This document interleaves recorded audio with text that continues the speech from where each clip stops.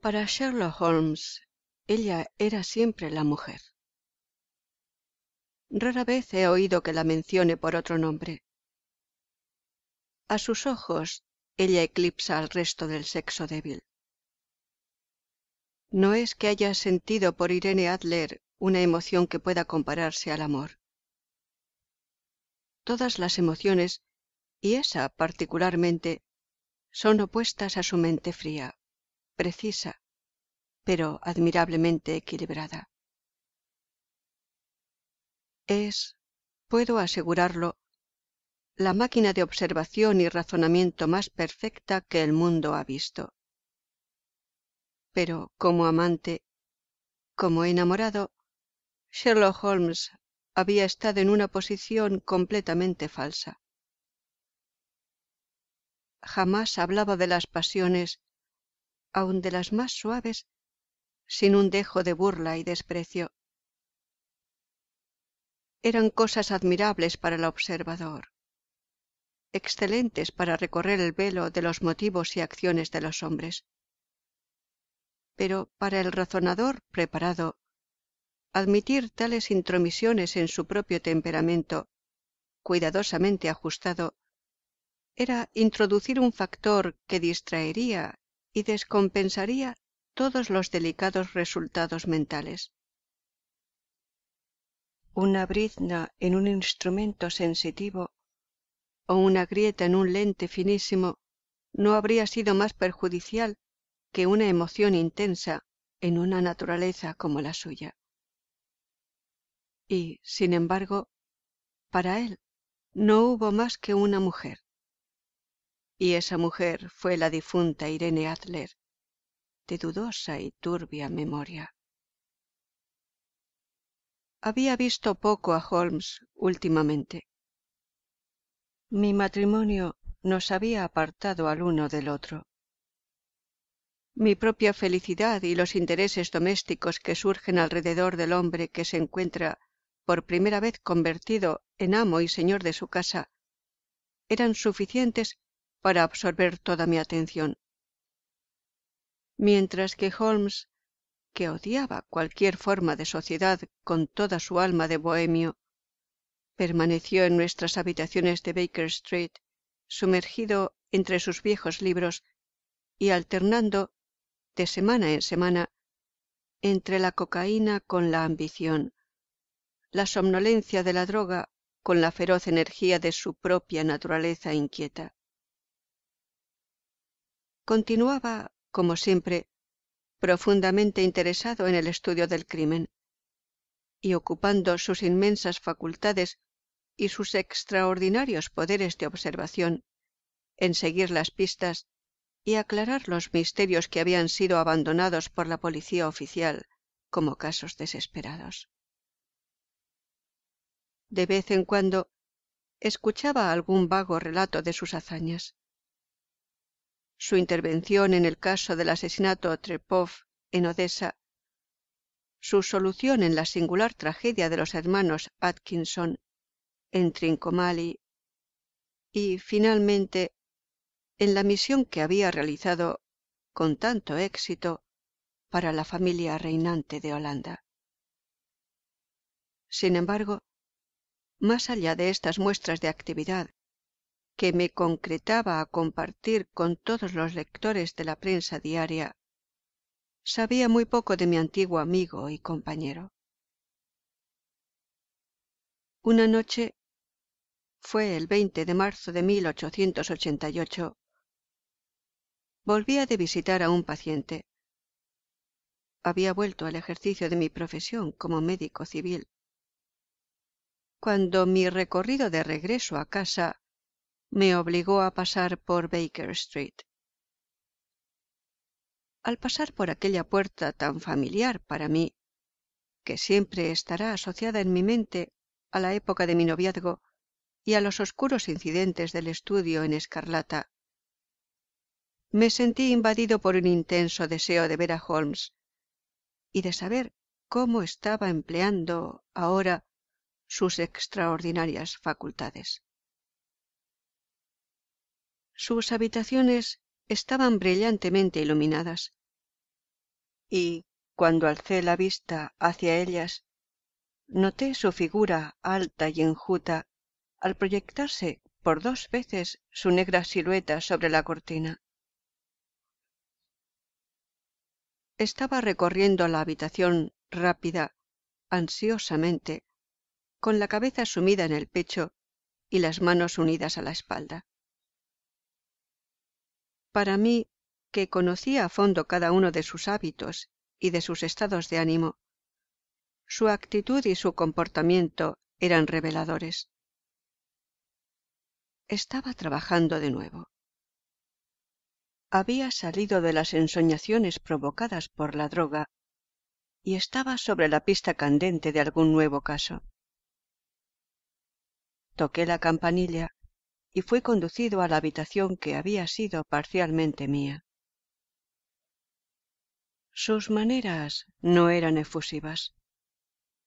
Rara vez lo eran. Pero, según yo creo, se alegró de verme. Casi sin decir palabra, pero con mirada cariñosa, me señaló con un vaivén de la mano un sillón. Me echó su caja de cigarros y me indicó una garrafa de licor y un sifón que había en un rincón. Entonces se puso de pie frente al fuego y me miró con el detenimiento tan peculiar de él. «El matrimonio le sienta bien», me dijo. «Creo, Watson, que ha aumentado unas 7 libras y media desde que no nos vemos». «7», contesté yo.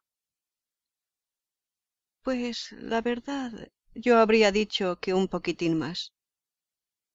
Yo creo, Watson, que un poquitín más. Y veo que está ejerciendo de nuevo. No me había dicho que intentaba dedicarse a su profesión». «Entonces, ¿cómo lo sabe?» «Lo veo, lo deduzco. ¿Cómo sé que se ha estado exponiendo mucho a la lluvia últimamente y que tiene una criada torpe y descuidada?»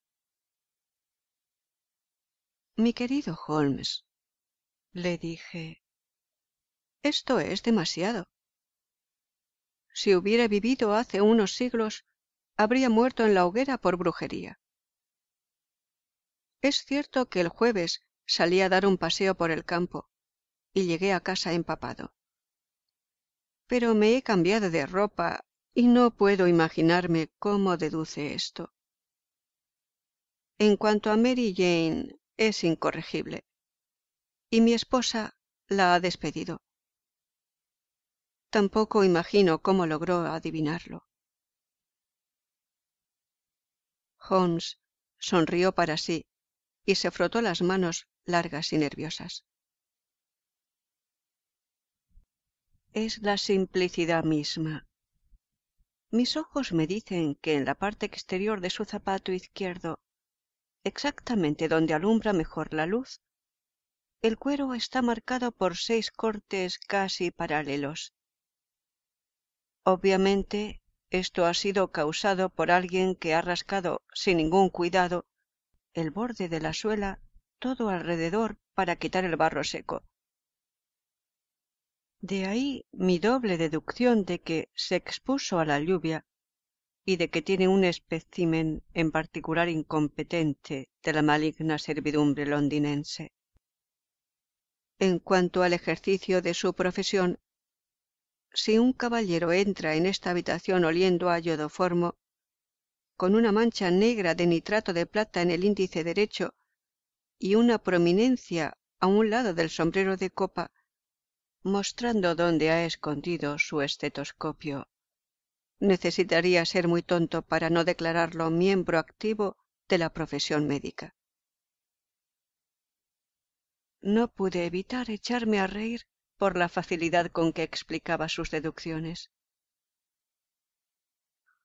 «Cuando le oigo exponer sus razonamientos», comenté, «la cuestión me parece siempre tan ridículamente simple que me siento seguro de que podría haber hecho fácilmente las mismas deducciones que usted».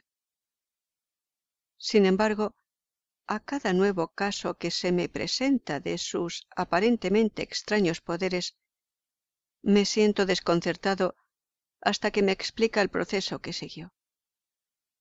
Y no obstante, creo tener tan buenos ojos como usted. Es posible, contestó encendiendo un cigarrillo y dejándose caer en un sillón. Usted ve, pero no observa. La distinción es perfectamente clara.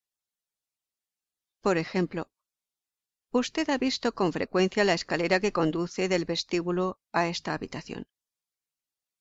Muchas veces. ¿Cuántas veces?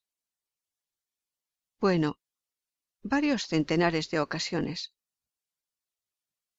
Entonces, ¿podrá decirme cuántos hay?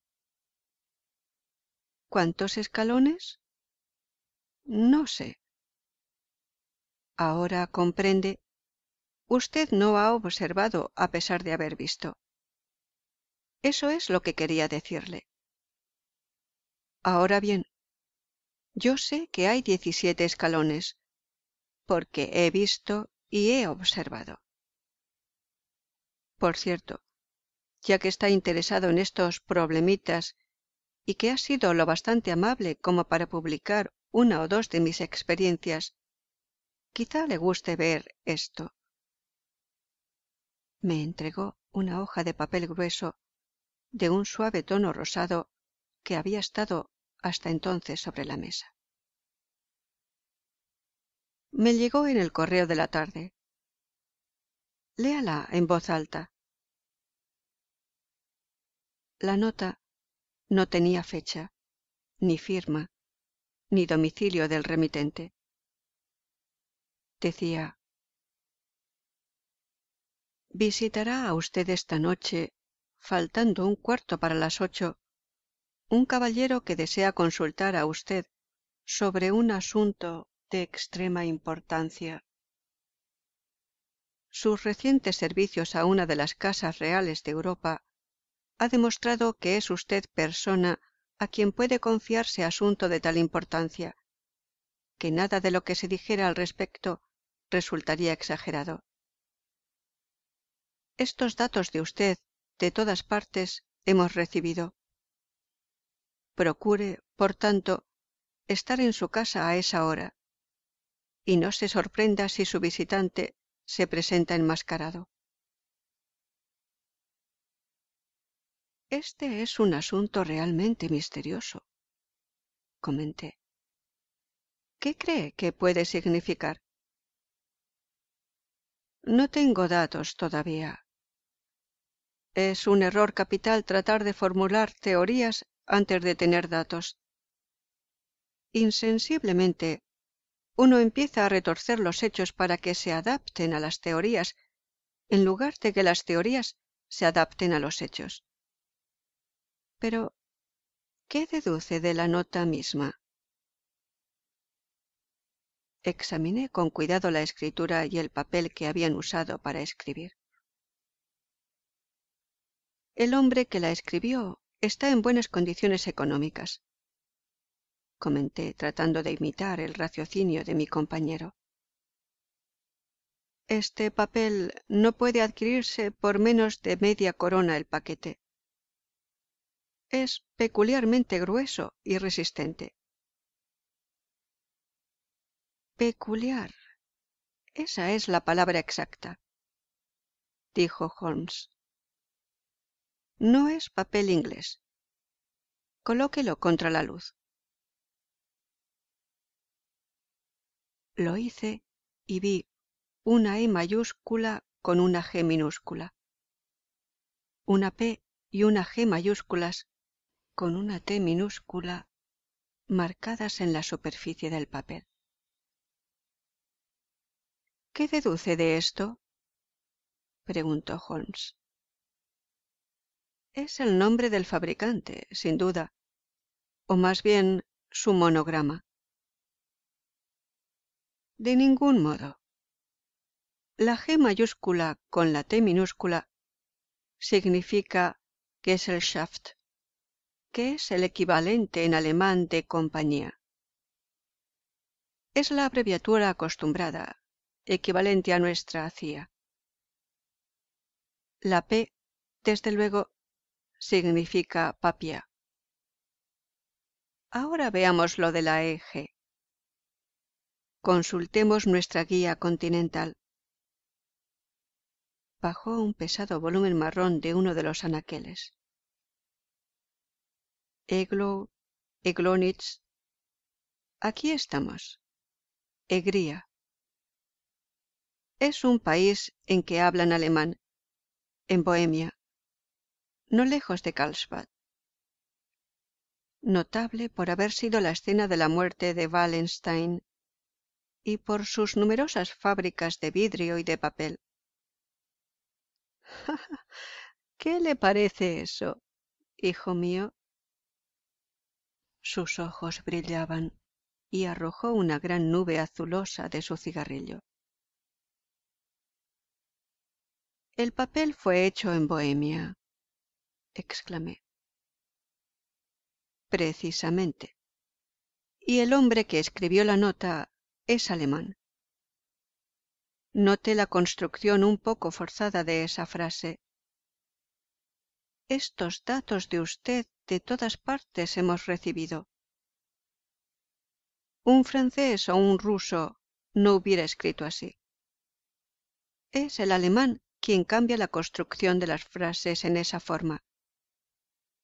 Solo queda, por tanto, descubrir qué desea este alemán que escribe en papel bohemio y que prefiere usar una máscara a mostrar su rostro.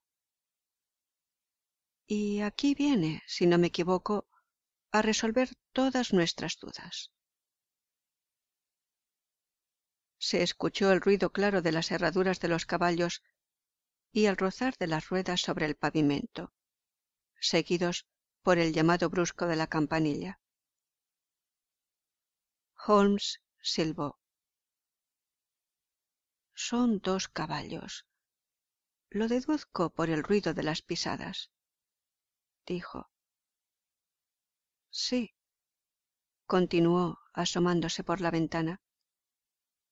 Es un elegante carruaje con 2 verdaderos ejemplares equinos, cuando menos de 150 guineas cada uno. En este caso hay dinero, Watson, a falta de otra cosa. Creo que será mejor que me vaya, Holmes. De ningún modo, doctor. Quédese donde está. Esto promete ser interesante. Sería una lástima que se lo perdiera. Pero su cliente... No se preocupe por él. Quizá yo necesite su ayuda, o quizás él mismo la requiera. Aquí viene. Siéntese en ese sillón, doctor, y préstenos toda su atención. Unos pasos lentos y pesados que se habían escuchado en las escaleras y en el corredor se detuvieron exactamente frente a nuestra puerta. Entonces se escuchó un llamado brusco e imperativo. «Pase», ordenó Holmes. Entró un hombre que difícilmente medía menos de 2 metros de estatura, con el pecho y las extremidades de un Hércules. Su apariencia era la de un personaje rico, con una ostentación que en Inglaterra se habría considerado muy cercana al mal gusto. Gruesas bandas de astracán atravesaban las mangas y el frente de su gabán cruzado, mientras que su gran capa, de un paño azul índigo, estaba ribeteada y forrada con seda de color rojo subido. La aseguraba a su cuello con un broche que tenía una solitaria y gigantesca aguamarina. Las elegantes botas, que se extendían hasta la mitad de la pantorrilla, completaban la impresión de bárbara opulencia que sugería toda su apariencia. Llevaba en la mano, un sombrero de ala ancha, y su rostro estaba casi oculto tras una gran máscara negra en forma de antifaz, que parecía haberse colocado en aquel momento, pues, al entrar, todavía tenía levantada la mano hacia la máscara. La parte inferior de la cara, que quedaba al descubierto, revelaba un hombre de carácter fuerte, con labios gruesos y prominentes y una barbilla larga y puntiaguda que sugería una resolución rayana en la necedad. ¿Recibió usted mi nota?, preguntó con voz áspera y profunda y con acento alemán muy marcado.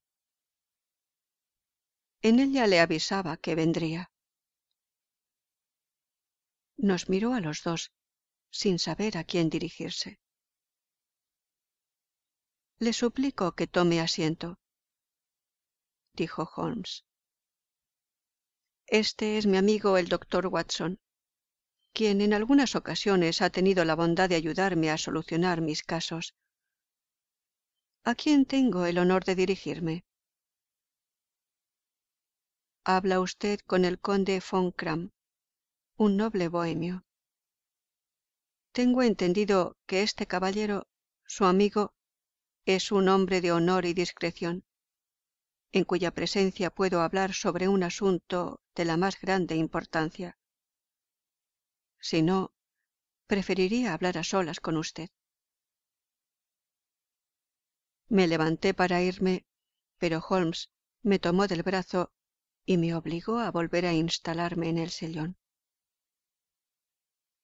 Los dos o ninguno, dijo. Puede usted decir ante este caballero cualquier cosa que pueda decirme a mí. El conde encogió sus anchos hombros. Entonces empezaré por suplicar a ustedes absoluto silencio respecto al asunto que me trae aquí, dentro de los 2 próximos años. Al final de ese tiempo, el asunto ya no tendrá importancia. Por el momento debo señalar que no es exagerado afirmar que la cuestión es de tal magnitud que podría influir en la historia europea. Prometo discreción, aseguró Holmes. Y yo también. Ustedes perdonarán esta máscara, continuó nuestro extraño visitante.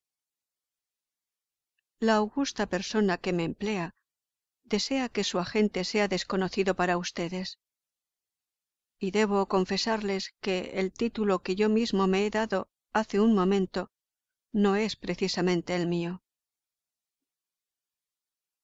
Lo comprendí, desde luego, dijo Holmes secamente. Las circunstancias son muy delicadas y deben tomarse todas las precauciones para evitar lo que amenaza ser un inminente escándalo y que podría comprometer seriamente a una de las familias reinantes de Europa.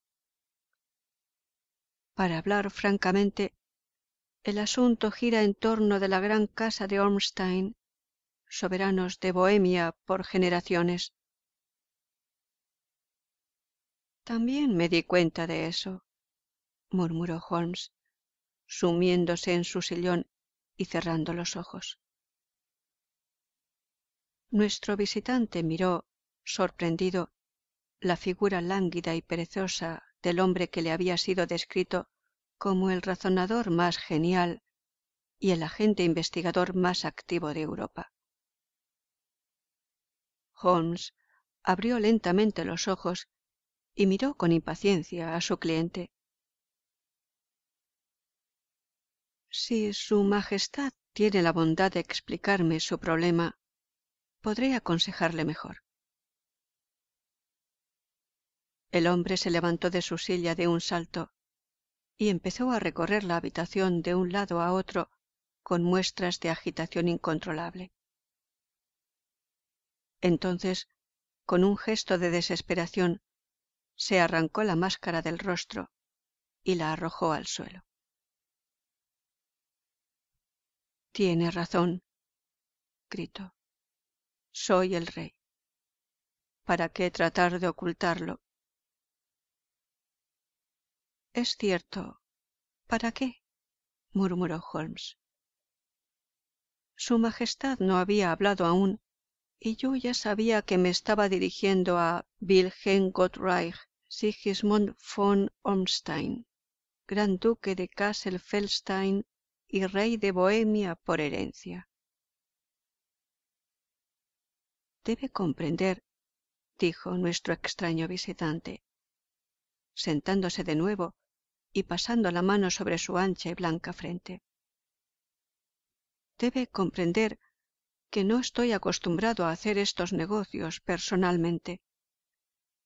Sin embargo, el asunto era tan delicado que no quise confiarlo a un agente. Eso habría significado quedar a su merced.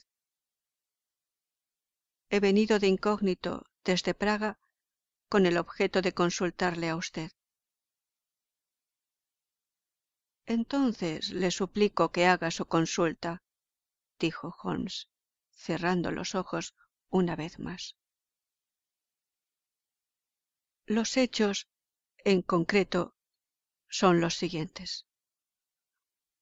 Hace unos 5 años, durante una prolongada visita a Varsovia, trabé conocimiento con la bien conocida aventurera Irene Adler. El nombre es, sin duda alguna, familiar para usted. Tenga la bondad de ver qué dice mi índice sobre ella, doctor, murmuró Holmes sin abrir los ojos. Durante muchos años había adoptado el sistema de anotar todos los párrafos referentes a hombres y cosas que se publicaban en los periódicos, de tal modo que era difícil mencionar un tema o a una persona sin que él pudiera contar de inmediato con información al respecto. En este caso, encontré la biografía de la mujer entre la de un rabí hebreo y la de un marino que había escrito una monografía sobre los peces que habitan en los mares profundos. Déjeme ver, exclamó Holmes. Nació en Nueva Jersey en el año 1858. Contralto. La escala. Prima donna de la Ópera Imperial de Varsovia. Sí, retirada de la escena. Ajá, viviendo en Londres actualmente. Eso es. Su Majestad, entiendo, se mezcló con esta joven, le escribió algunas cartas comprometedoras y ahora está deseoso de recobrar esas cartas. Precisamente, pero ¿cómo? ¿Hubo un matrimonio secreto?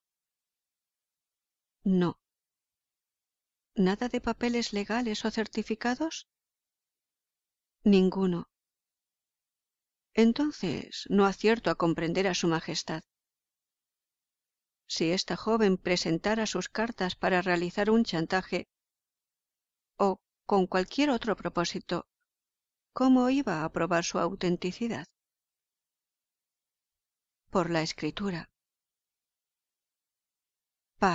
Falsificada. Mi papel privado. Robado. Mi propio sello. Imitado. Mi fotografía. Comprada. Los dos estamos en la fotografía. Ah, caramba. Eso sí es terrible. Su Majestad cometió una tremenda indiscreción al fotografiarse así. Estaba enamorado, loco. Se ha comprometido muy seriamente. En aquel entonces era solo príncipe.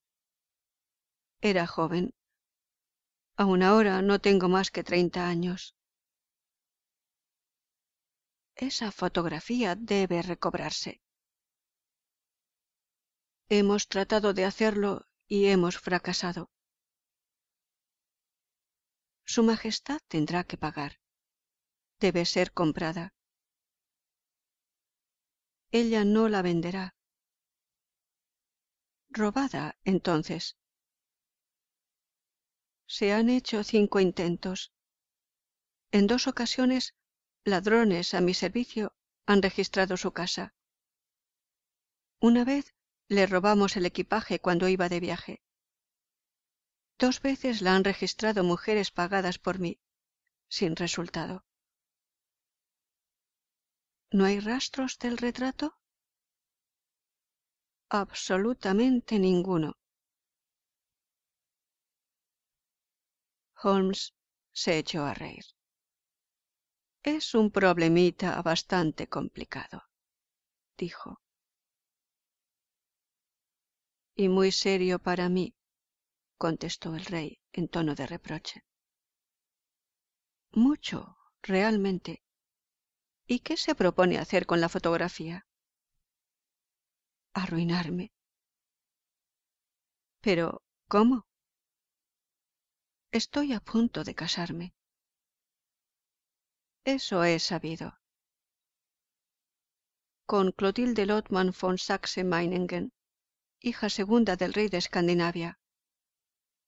Quizá conozca usted los estrictos principios de su familia. Ella misma es la personificación de la delicadeza. Una sombra de duda en cuanto a mi conducta pondría fin a nuestro compromiso matrimonial. ¿Irene Adler? Amenaza con enviarles la fotografía. Y lo hará. Sé muy bien que lo hará. Usted no la conoce, pero tiene un alma de acero. Tiene el rostro de la más hermosa de las mujeres y la mente del más resuelto de los hombres.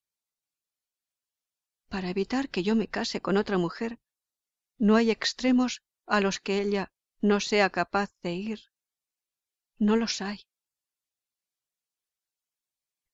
¿Está seguro de que no la ha enviado todavía? Estoy seguro. ¿Por qué? Porque me dijo que la enviaría el día que el matrimonio fuera proclamado públicamente. Eso será el próximo lunes. Oh, entonces nos quedan 3 días aún, dijo Holmes con un bostezo. Es una gran fortuna, pues tengo 1 o 2 asuntos de importancia que atender por el momento. Su Majestad, desde luego, pasará unos días en Londres, ¿no? Ciertamente. Me encontrará en el Langham, bajo el nombre de Conde von Kamm. Entonces lo visitaré para notificarle sobre el progreso de nuestras indagaciones. Le ruego que lo haga. Vivo invadido por la ansiedad. ¿Y qué me dice respecto al dinero? ¿Tiene usted carte blanche? ¿Absolutamente? Le aseguro que le daría una de las provincias de mi reino por esa fotografía. ¿Y en lo que se refiere a los gastos de momento? El rey sacó una pesada bolsa de cuero del interior de su gabán y la colocó sobre la mesa. Hay 300 libras en oro y 700 en billetes, dijo. Holmes extendió un recibo por la cantidad en una hoja de papel y se la entregó. ¿Sabe usted cuál es el domicilio de la dama? Preguntó. Es Bryony Lodge, Serpentine Avenue, St. John's Wood.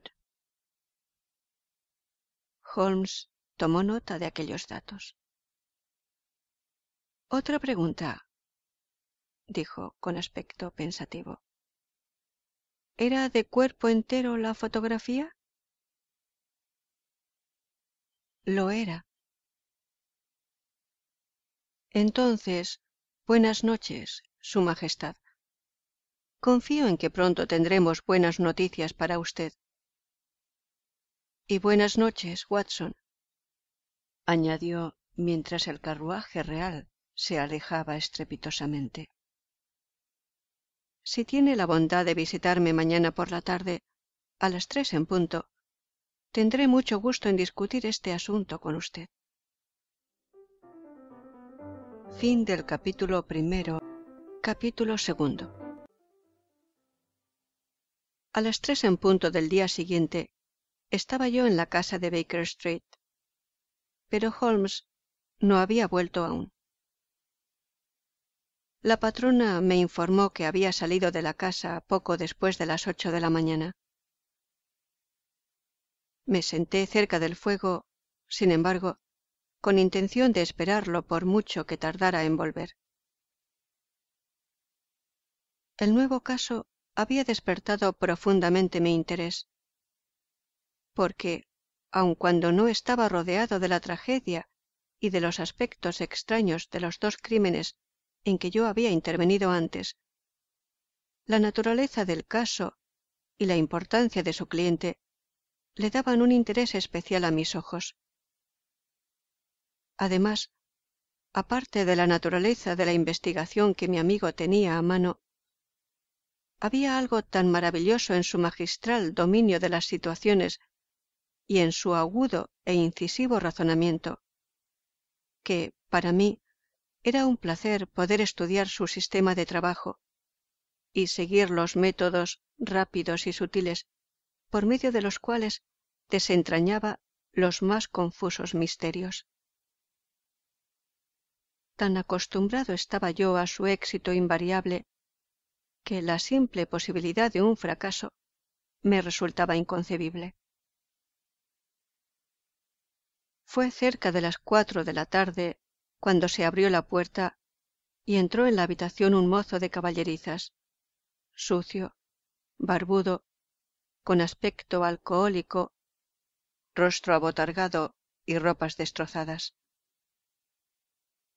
Aunque estaba acostumbrado a la extraordinaria habilidad de mi amigo para disfrazarse, tuve que mirarlo 3 veces antes de estar seguro de que era él realmente.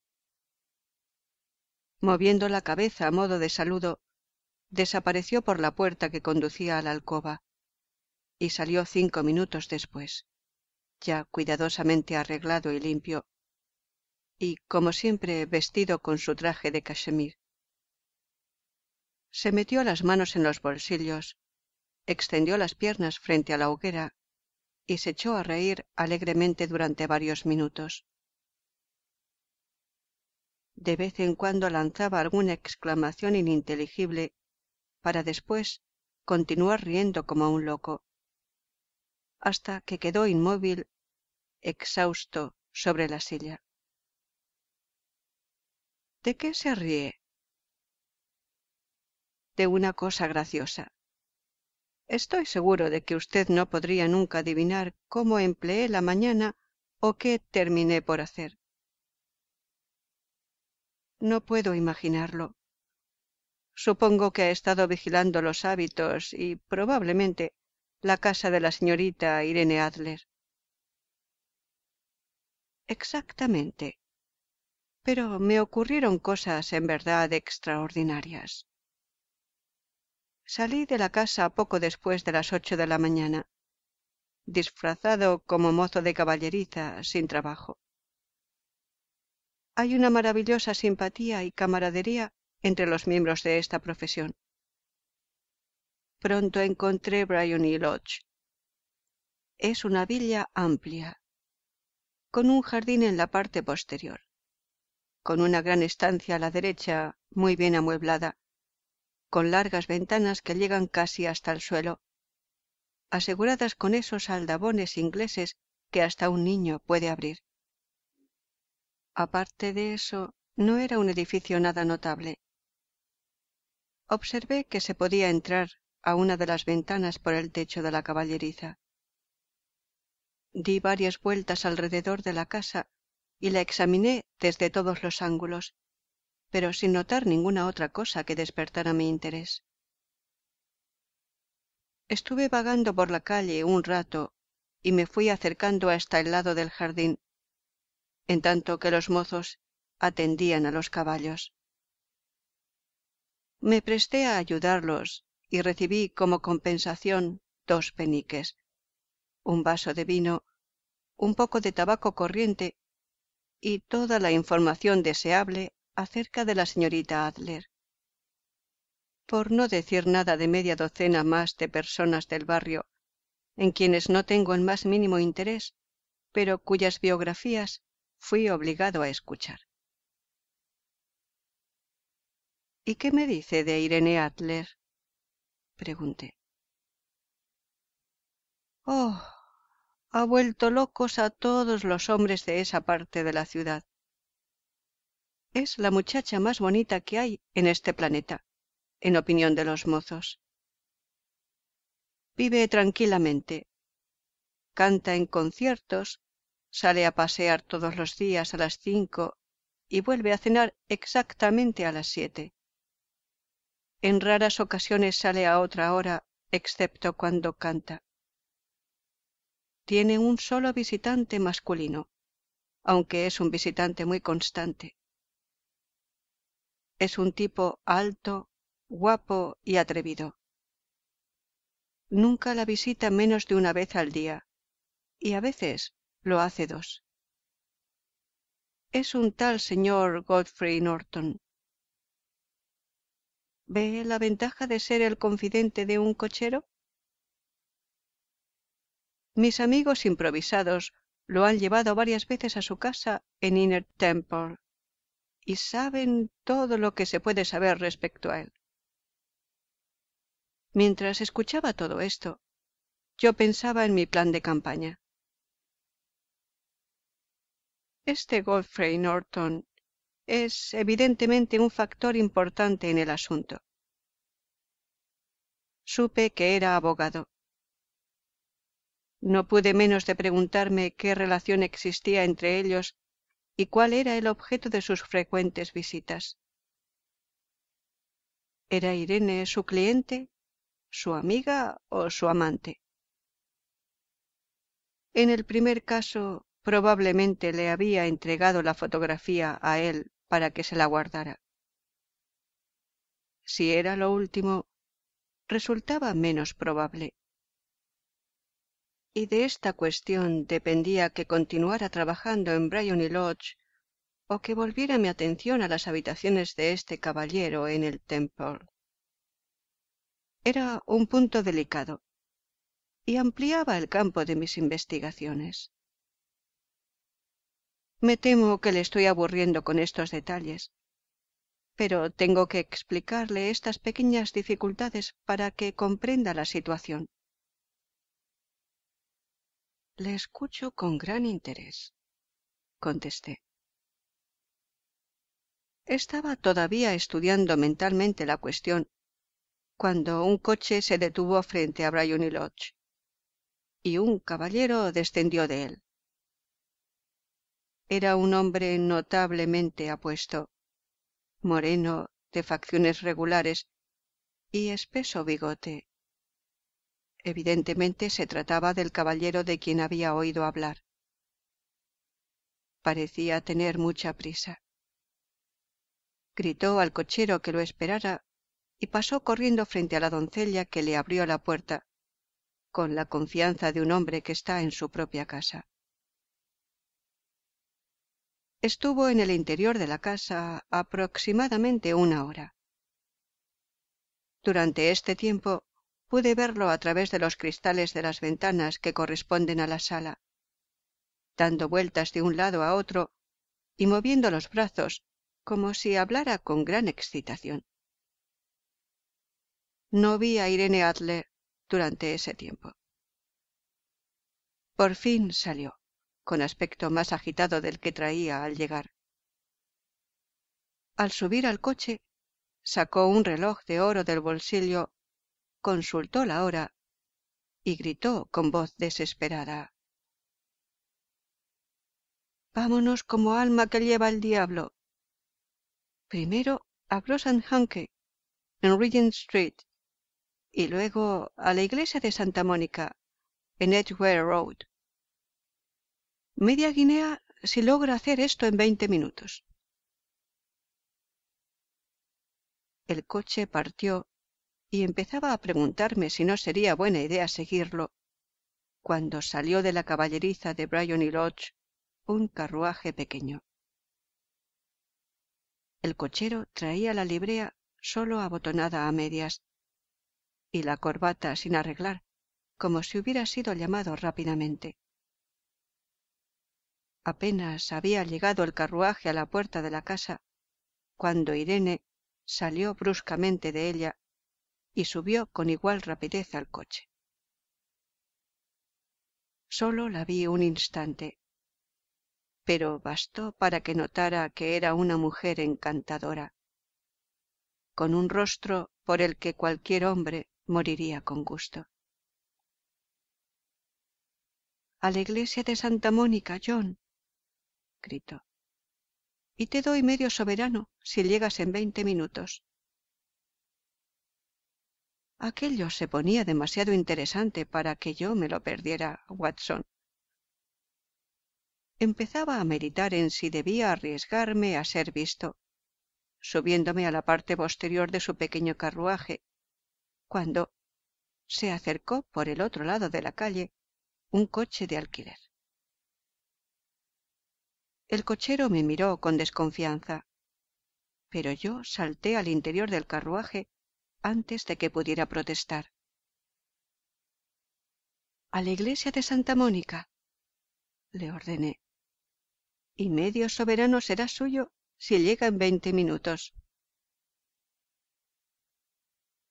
Faltaban 25 minutos para las 12, así que estaba perfectamente claro lo que se proponían. Mi cochero se portó muy bien. No creo que jamás haya conducido a tanta velocidad, pero los otros ya estaban allí cuando llegamos. El coche y el pequeño carruaje de Irene se encontraban a la puerta de la iglesia. Pagué al cochero y entré. No había un alma en el interior, con la excepción de los dos personajes a quienes venía siguiendo, y el sacerdote que se encontraba frente a ellos. Los tres formaban un apretado nudo frente al altar. Empecé a caminar lentamente por el pasillo central de la nave, como cualquier otro vagabundo que se ha metido en una iglesia a falta de otra cosa que hacer. De pronto, ante mi sorpresa, las tres personas del altar volvieron su rostro y Godfrey Norton echó a correr en dirección a mí. —¡Gracias a Dios! —gritó—. Usted nos servirá. Venga, venga. —¿Qué quiere de mí? —pregunté. Venga, hombre, venga. Es solo cosa de 3 minutos. Si no, no será legal. Casi me arrastraron hasta el altar, y antes de que me diera cuenta de lo que estaba haciendo, murmuraba respuestas que me decían al oído y declaraba cosas de las que no sabía absolutamente nada. Simplemente estaba ayudando a realizar el acto de unir en matrimonio a Irene Adler, soltera, con Godfrey Norton, soltero. Todo fue hecho en un instante, y me encontré con una dama dándome las gracias por un lado, un caballero dándome las gracias por el otro, y el sacerdote enfrente de mí, sonriendo. Era la posición más extraña en que me había encontrado en mi vida, y el pensar en ello fue lo que me produjo el acceso de risa que sufrí hace un momento. Parece que había cierta informalidad en su licencia, y que el sacerdote se negaba terminantemente a casarlos sin un testigo. Mi aparición en la iglesia evitó al novio tener que echarse a correr por las calles en busca de un padrino. La novia me dio un soberano y pienso usarlo en la cadena de mi reloj en recuerdo de la ocasión. Las cosas han tomado un curso inesperado, dije yo. ¿Y entonces qué pasó? Bueno, encontré que mis planes estaban muy seriamente amenazados. Parecía que la pareja se disponía a partir de inmediato, y eso exigía medidas rápidas y enérgicas de mi parte. En la puerta de la iglesia, sin embargo, se separaron. Él se dirigió al Temple y ella a su propia casa.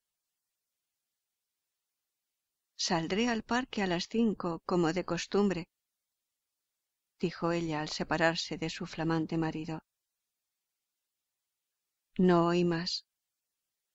Partieron en diferentes direcciones y yo me marché para hacer mis propios arreglos. «¿Cuáles son?», pregunté.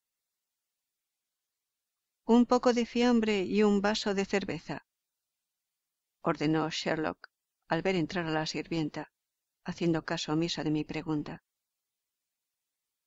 «He estado tan ocupado que no he tenido tiempo de pensar en comer, y estaré aún más ocupado esta tarde. Por cierto, doctor, quiero su cooperación». «Encantado de servirle».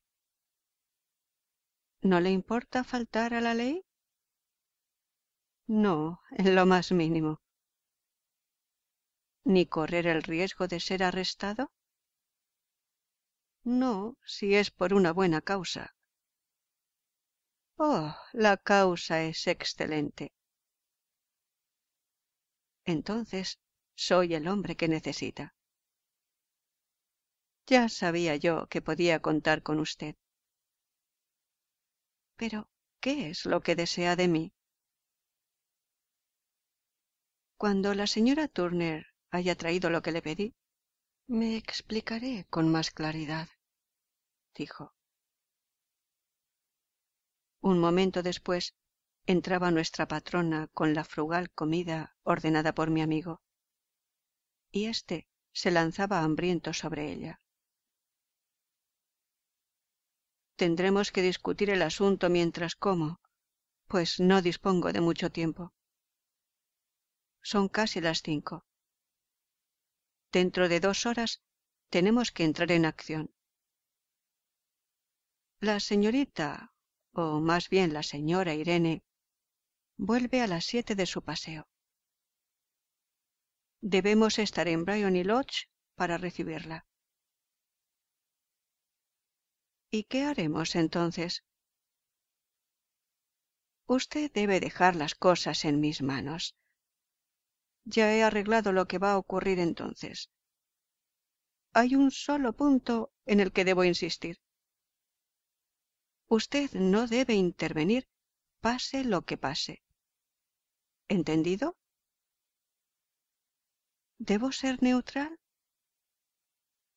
«No debe hacer absolutamente nada.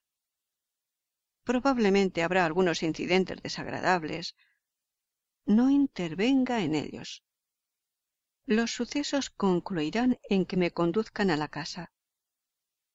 4 o 5 minutos después se abrirá una de las ventanas de la sala. Usted entonces se acercará a esa ventana abierta». «Sí».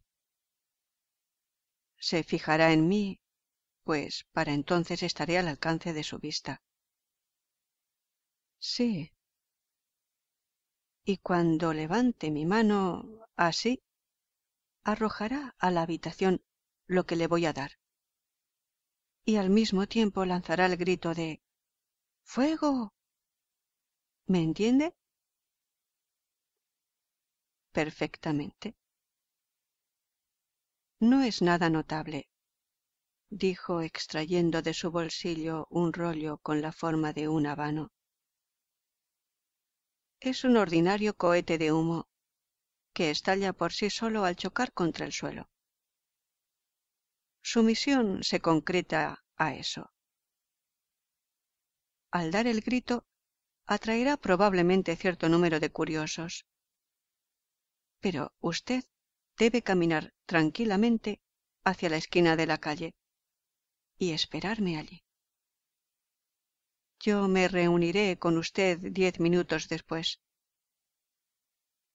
Espero haberme explicado con claridad. Sí, yo debo permanecer neutral, acercarme a la ventana abierta para observarlo y arrojar este objeto a una señal suya, al mismo tiempo que lanzo el grito de fuego. Entonces lo esperaré en la esquina de la calle.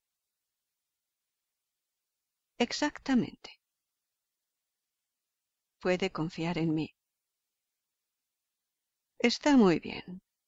Creo que es casi hora de que me prepare para el nuevo papel que tendré que interpretar.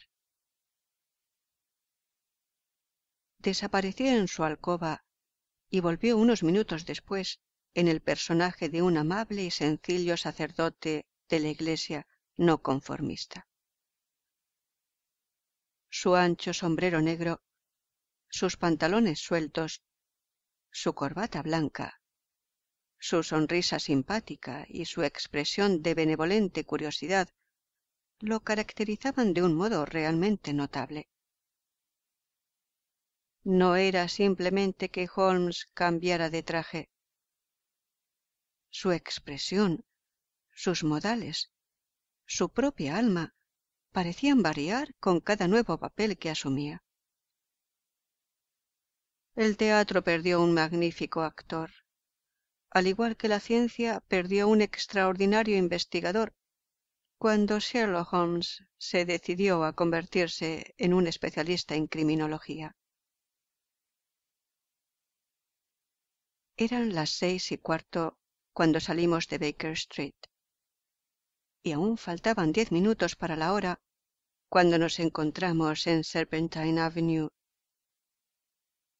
Ya había oscurecido y las lámparas empezaban a ser encendidas cuando nos colocamos frente a Briony Lodge en espera de la llegada de la dueña de la mansión. La casa era como me la había imaginado por la descripción que me hizo Sherlock Holmes, pero el sitio parecía menos tranquilo de lo que esperaba. Por el contrario, para una calle pequeña de un vecindario lejano, estaba notablemente animada. Había un grupo de hombres pobremente vestidos, fumando y riendo en una esquina. Un afilador daba vuelta a su rueda.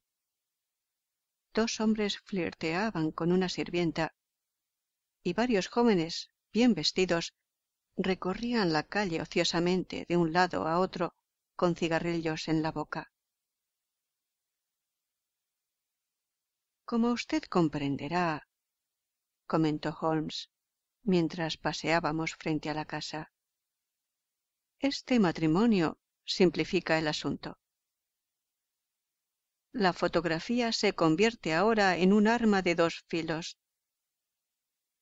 Todas las probabilidades son de que ella esté tan poco dispuesta a que la vea el señor Godfrey Norton como nuestro cliente lo está a que caiga en poder de su princesa. Ahora, la cuestión estriba en dónde podremos encontrar la fotografía. ¿En dónde, realmente? Es poco probable que la traiga consigo. Debe ser una foto grande y no resulta fácil para una mujer esconder algo así.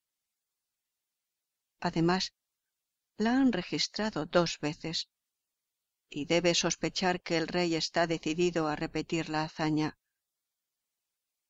Podemos dar por hecho, entonces, que no la trae consigo.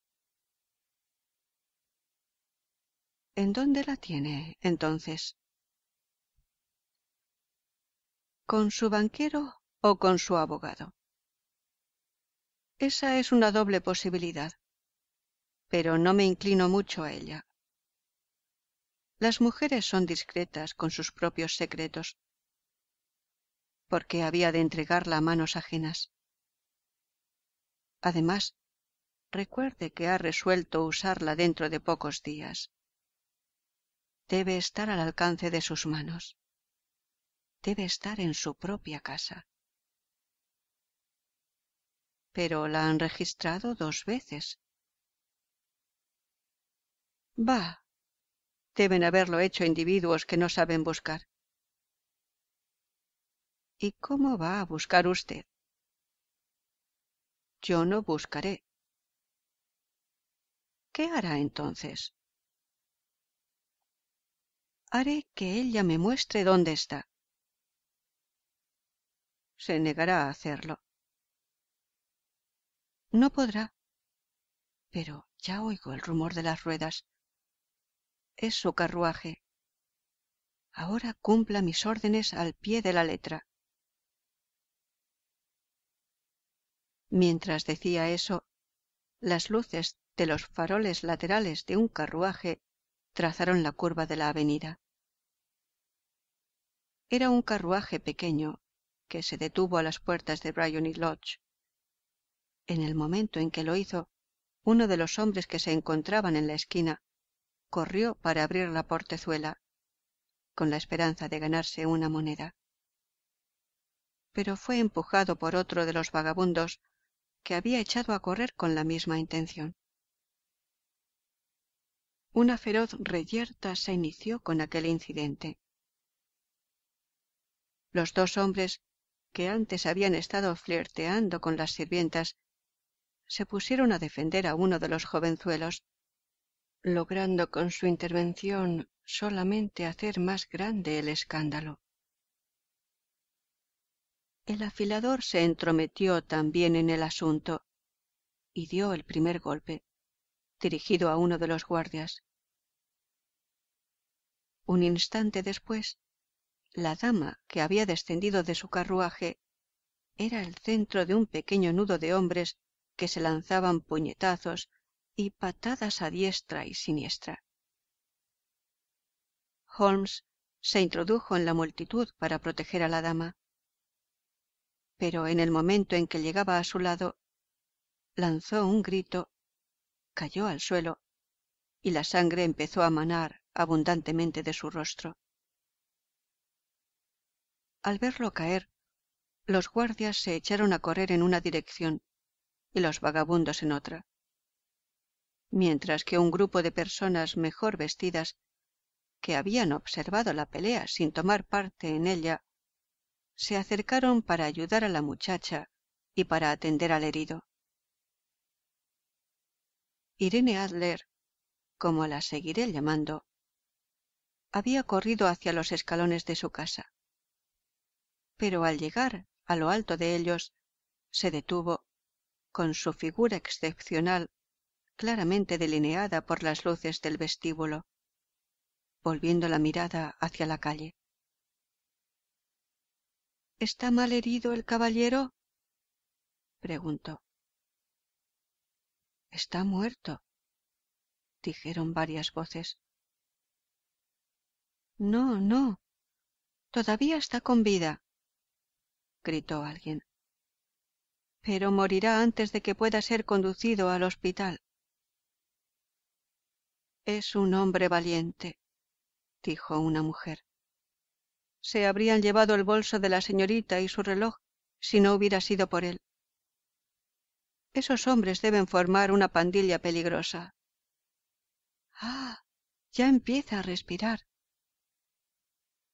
No lo podemos dejar tirado en la calle. ¿No podríamos meterlo en su casa, señora? Desde luego. Tráiganlo a la sala. Hay un sofá aquí. Pasen por acá, por favor.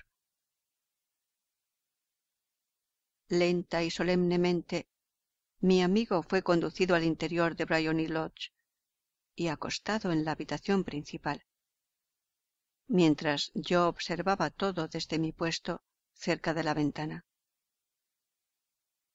Las lámparas habían sido encendidas, pero los cortinajes no fueron corridos, de tal modo que podía ver claramente a Holmes tendido en el sofá. Yo no sé si mi amigo es capaz de un sentimiento así, pero sí sé que yo me sentí profundamente avergonzado y arrepentido de la falta que estábamos cometiendo, cuando vi a aquella hermosísima criatura contra quien estábamos conspirando inclinarse en un gesto lleno de gracia y bondad sobre el anciano lastimado. Pero habría sido la más negra traición a Holmes fallarle en el asunto que me había encomendado. Traté de endurecer mi corazón y saqué de mi chaqueta el cohete de humo. Después de todo, pensé, no le estamos haciendo un daño real.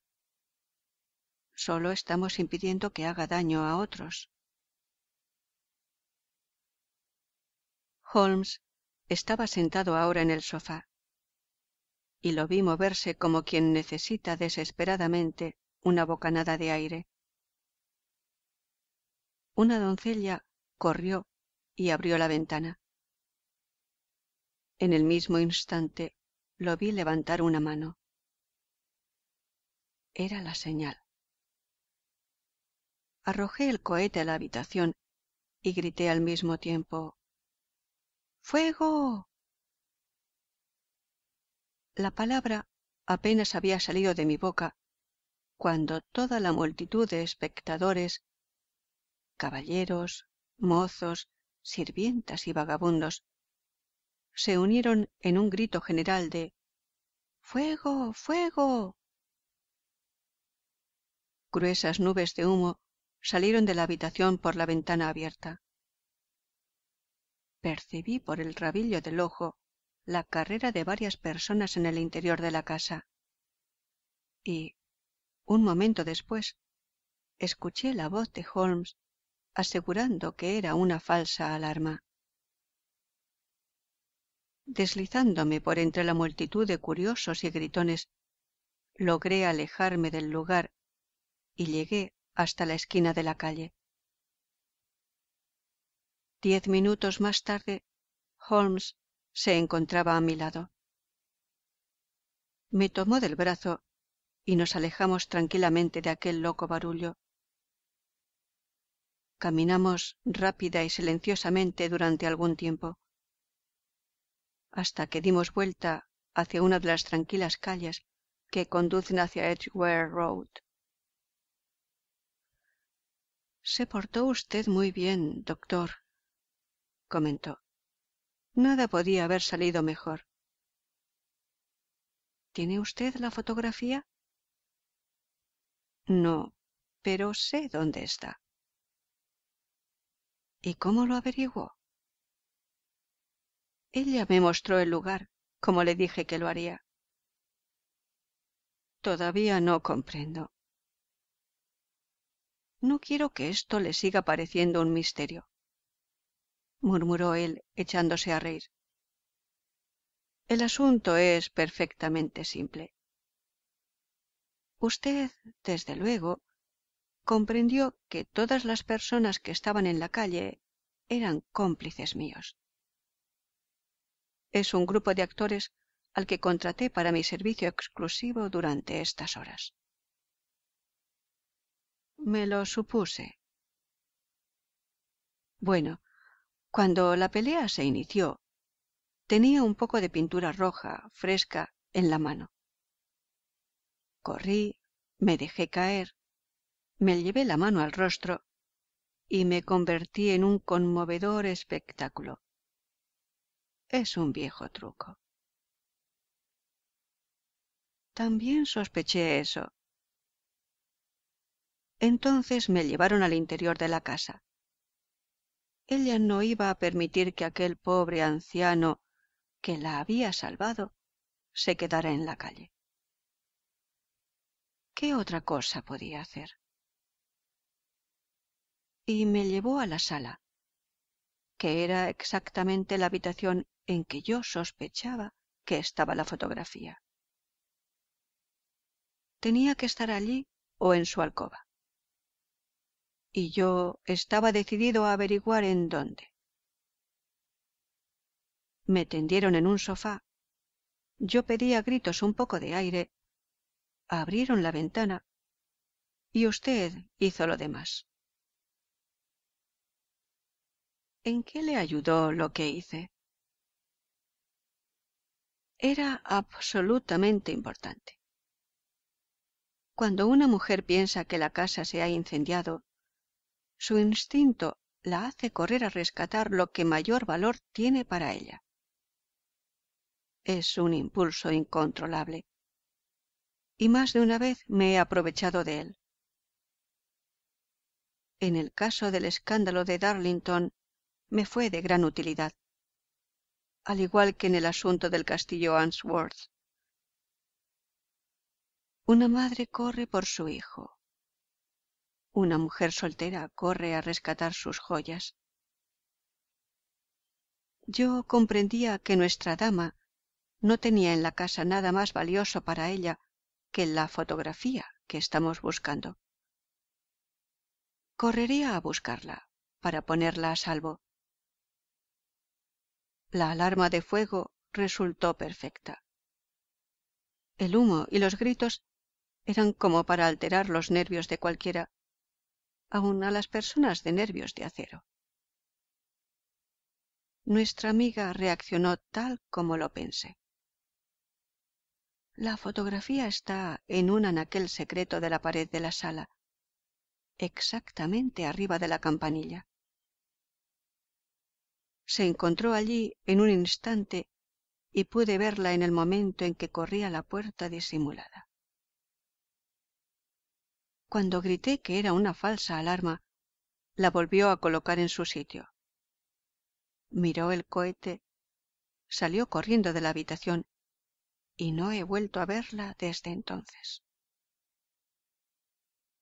Me levanté y, después de excusarme, salí de la casa. No me decidí a apoderarme de la fotografía de inmediato, porque el cochero había entrado a la sala y me estaba observando fijamente. Me pareció más seguro esperar. La precipitación puede arruinar todo. Nuestra misión está prácticamente terminada. Mañana llamaré al rey, y con usted, si quiere venir, iremos directamente a la casa de nuestra amiguita. Nos llevarán a la sala para esperar. Pero lo más probable es que cuando llegue no nos encuentre a nosotros ni a la fotografía. Será una satisfacción para Su Majestad recobrarla con sus propias manos. ¿Y cuándo iremos? ¿Dice usted? A las 8 de la mañana. Aún no se habrá levantado, de tal modo que tendremos el campo libre. Además, debemos apresurarnos, porque este matrimonio puede significar un cambio completo en su vida y en sus hábitos. Debo telegrafiar al rey sin demora. Habíamos llegado a Baker Street y nos habíamos detenido frente a la puerta. Mientras él buscaba las llaves en su bolsillo, pasó alguien diciendo: «Buenas noches, señor Sherlock Holmes». Había varias personas en la calle en ese momento, pero el saludo parecía proceder de un joven delgado que venía en un carruaje abierto, pero que continuó su camino de inmediato. «He oído antes de ahora esa voz», dijo Holmes, siguiendo con la mirada el carruaje, iluminado apenas por la luz del farol callejero. «Pero no sé quién puede haber sido ese jovencito». Fin del capítulo 2. Capítulo 3. Dormí esa noche en Baker Street y estábamos gozando de nuestra taza de café y nuestras tostadas mañaneras, cuando el rey de Bohemia entró precipitadamente en la habitación. ¿De verdad la ha obtenido?, gritó, tomando a Sherlock Holmes de los hombros y mirándolo ansiosamente a la cara. Todavía no. ¿Pero tiene esperanzas? Sí las tengo. Entonces, venga. Estoy impaciente por partir. Necesitaremos un coche. Tengo mi carruaje afuera, esperando. Entonces eso simplificará las cosas. Descendimos y partimos de nuevo hacia Briony Lodge. Irene Adler se ha casado, comentó Holmes. ¿Casado? ¿Cuándo? Ayer. ¿Pero con quién? Con un abogado inglés apellidado Norton. Pero ella no puede amarlo. Tengo profundas esperanzas de que lo ame. ¿Por qué? Porque salvaría a su majestad de todo temor de futuras molestias. Si la dama ama a su esposo, no ama a su majestad. Y si no ama a su majestad, no hay razón para que se interponga en los planes de su majestad. Es cierto. Y, sin embargo, bueno, quisiera que hubiera sido de mi clase y posición. Qué reina tan magnífica habría sido. Lanzó un suspiro y se sumió en un malhumorado silencio que no fue interrumpido hasta que llegamos a Serpentine Avenue. La puerta de Briony Lodge estaba abierta y una dama anciana se encontraba en lo alto de los escalones. Nos miró con expresión sardónica mientras descendíamos del carruaje. El señor Sherlock Holmes, supongo, dijo. Yo soy el señor Holmes, contestó mi compañero con expresión interrogadora y asombrada. Desde luego.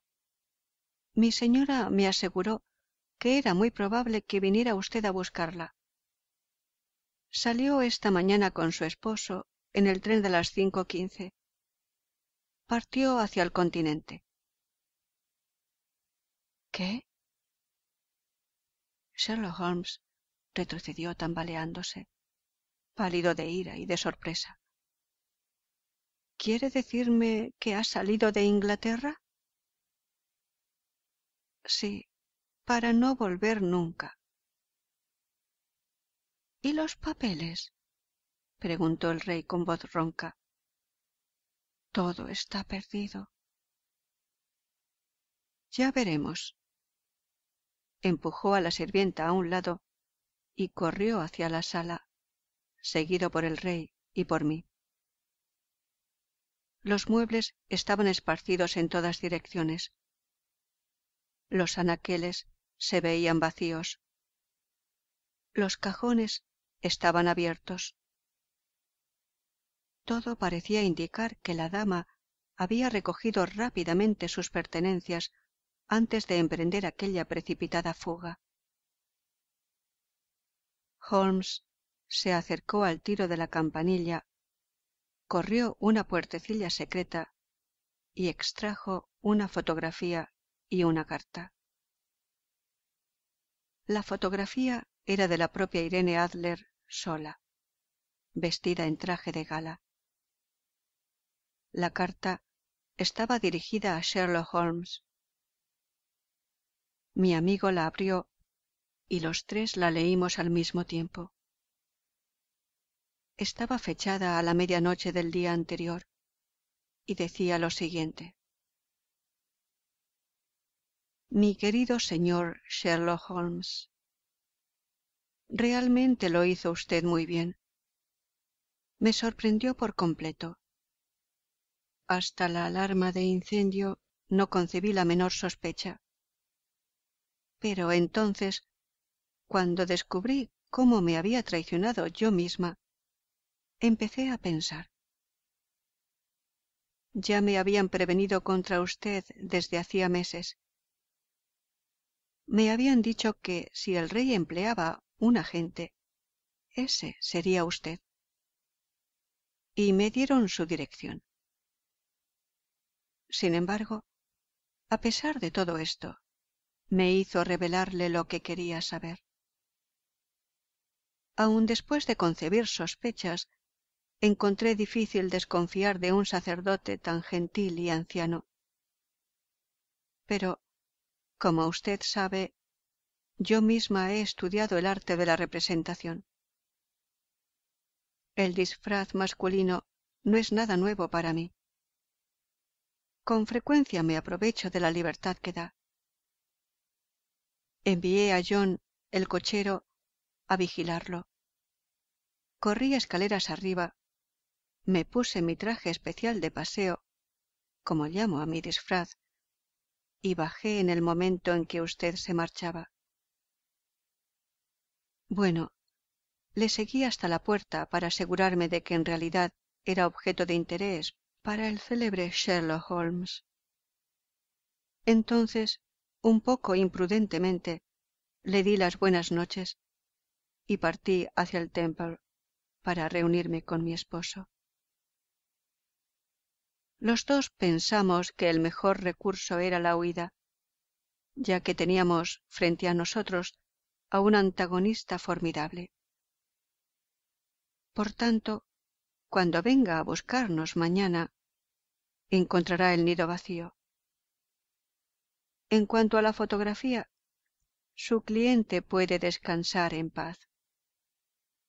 Amo y soy amada por un hombre mejor que él.